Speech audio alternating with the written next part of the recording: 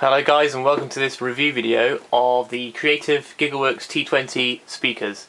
Now these are a pair of, not a 2.1, it's just a 2.0 if you will. They're 14 watts each. I've unboxed these in my previous video, so please check the link below for that. Go through what it says on the box, what comes with the speakers, that kind of thing. First thing I'm going to do in this review video is plug them in so you can see how easy that is. So the right hand speaker is where all the action is at. Got the main cone at the top there, the little tweeter in the middle, and then at the bottom you've got a bass knob, a treble, and the volume. The volume's also the power. And then right at the bottom there you've also got the headphone jack and an auxiliary jack. They also come with a cloth cover for the speakers. You just literally push it on like that. I don't think it looks as cool, so I've just kind of left them off for now. We'll see if they get dusty or see if they offend my eyes with their dustiness later. On the back of the right hand unit you've got the audio input, so this goes to your computer or your TV or whatever.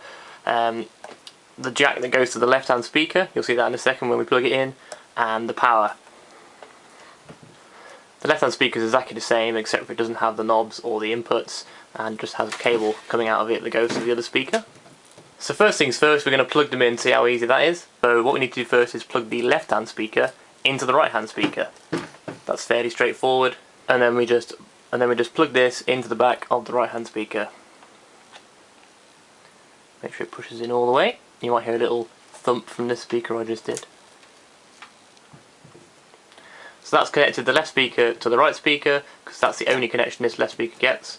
Next up we need to connect the power to the right hand speaker. So you've got a power brick and a plug. The kettle-ish plug goes into the power brick as you would expect. And then obviously the end of this goes into the power socket, and then this, oh, mind the tripod, this goes into the back of the right hand speaker as well at the bottom, like so. Obviously the other end of this goes into the power.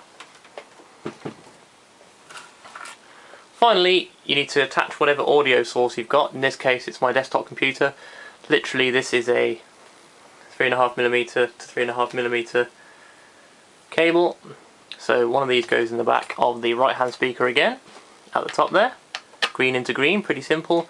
And then on the back of your computer, this goes into the audio port. It's generally coloured green, it could be black, generally it's green though. This could also go into an MP3 player, or into a laptop side of a laptop, or anything that has a 3.5mm output jack for sound. It should be plug and play. We don't need any drivers, it's just a speaker system, so there's nothing fancy going on there. I'll get these in a good position, then we'll have a review of the system. Right, so now we've got them plugged in, let's have a look, see how they work and see what they sound like. First thing you'll notice when you turn them on is there's a blue light around the volume control to show you it's on. That really adds to the modern look of the speakers. With the gloss black front and the matte back sides, it fits in well with a lot of electronic equipment. Most monitors these days come in gloss black, and these speakers are going to look really good alongside a monitor like that. I'll play you some sample music in a second, but the sound quality from these is excellent. I mean, coming up from some really generic speakers I had before, I'm hearing sounds in music that I didn't hear before, and the clarity is outstanding. All the mid-tones come from the top cone, the tweeter at the bottom does the higher pitch things, obviously the bass port on top produces the deeper tones. Not got the depth of bass that you would with a subwoofer, obviously you haven't got the room shaking bass as well, but for those of you that just want to listen to music and use this as a generic speaker on your computer, these are ideal. They don't take up too much space. In my room here I haven't got masses of space to have subwoofers on the floor and that kind of thing, so these are ideal for me. Now I've been searching my computer hard drives for some copyright free music to play for you guys for these speakers, and I've come up with 3 tracks that I think test out the range of the speakers. Obviously the quality of the microphone on this camera is going to affect what you guys hear. Also the quality of your speakers is going to affect what you hear, but hopefully you can get a good idea as to how. Here we go. No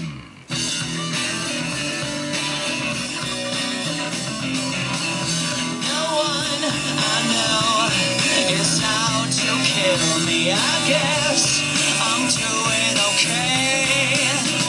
I'm lost among the millions, just an empty head filled with the sky. I separate. Here's another track that sounds a bit different.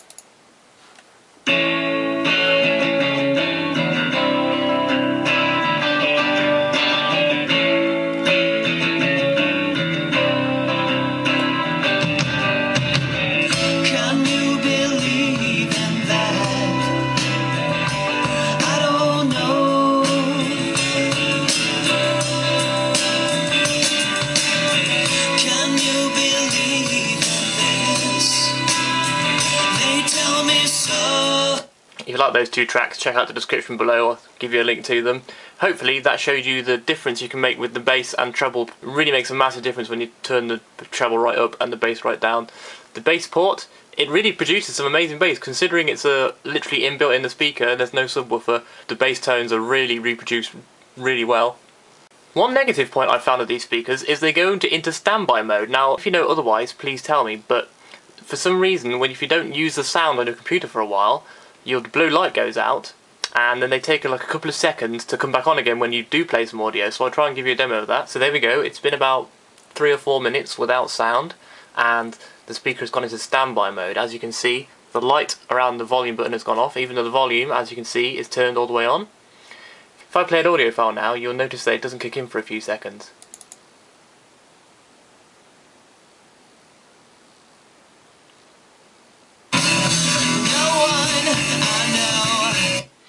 So that was 3 or 4 seconds of the track playing, but the speakers weren't playing the music.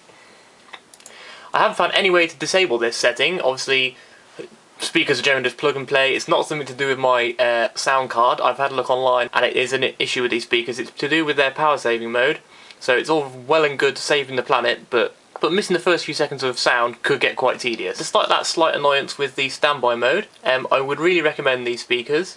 You can get them for around £50 here in the UK, so they're really good value for money. If you have been, guys, thank you for watching. Please hit subscribe to be notified of my latest videos, and if you found this video useful, hit like, and I'll see you in the next video.